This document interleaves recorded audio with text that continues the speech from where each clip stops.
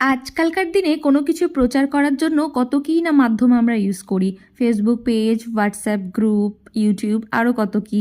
কিন্তু morning walk করতে গিয়ে যে আমার কেকের প্রচার হয়ে যাবে এটা সত্যিই আমি ভাবতে পারিনি।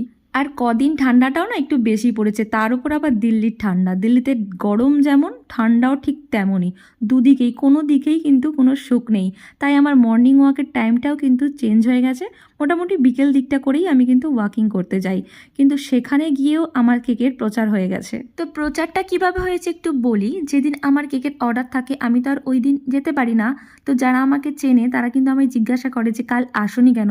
তখন আমি বলি আমি কেক বানাই, তো আমি মানে কেকের অর্ডার ছিল তাই আমি আসতে পারিনি। তো ব্যাস এইভাবেই আমার প্রচার শুরু। আর আজকে তো আমাকে রাস্তা থেকেই বাড়ি পাঠিয়ে দিয়েছে, বলছে যাও আজকে আর হাঁটতে হবে না, বাড়িতে গিয়ে কেক বানাও, সন্ধ্যের মধ্যেই কেক লাগবে।